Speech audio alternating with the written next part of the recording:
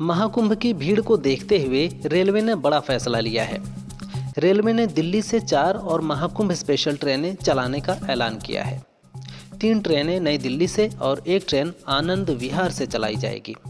बता दें कि रेलवे ने यह फैसला नई दिल्ली स्टेशन पर मची भगदड़ के बाद लिया है। भगदड़ में 18 लोगों की मौत हो गई है। इसके बाद भी स्टेशन पर भीड़ कम नहीं हो रही है। अफगानिस्तान की तालिबानी सत्ता के डर से अमेरिका जाने वाले अफगानी पाकिस्तान में फंस गए हैं।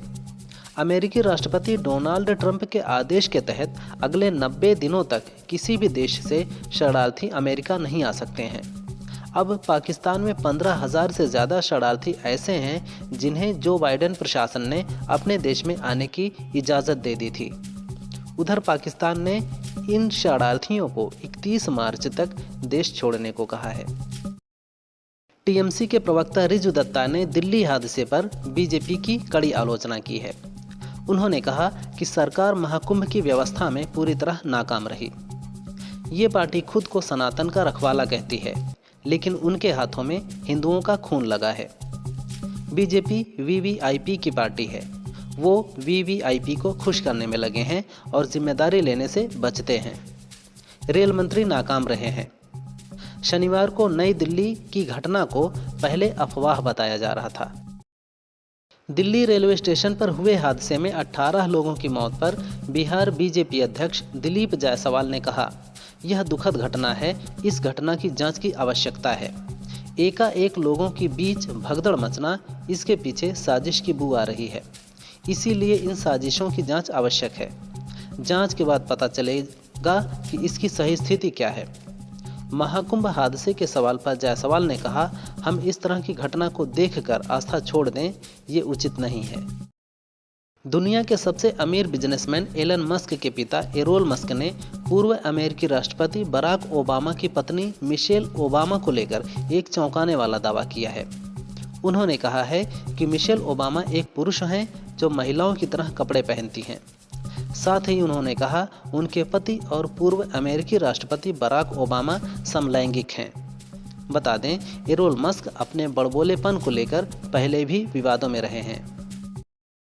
नई दिल्ली रेलवे स्टेशन हादसे पर कांग्रेस सांसद इमरान प्रताप गढ़ी ने कहा कि यह बहुत दुखद घटना है, लेकिन घटना की जिम्मेदारी कौन लेगा? कोई मंत्री जिम्मेदारी क्यों नहीं ले रहा है? पिछले 2-3 सालों में कई घटनाएं हुई हैं। रेल मंत्री को इस्तीफा दे देना चाहिए।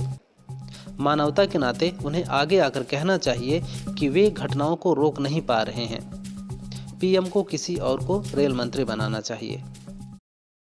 दिल्ली रेलवे स्टेशन पर हुए हादसे को लेकर अखिलेश यादव ने बीजेपी पर हमला बोला है। अखिलेश ने कहा, बीजेपी के लोग मनमानी कर रहे हैं। जो व्यवस्था खराब हुई है वो मनमानी की वजह से हुई है।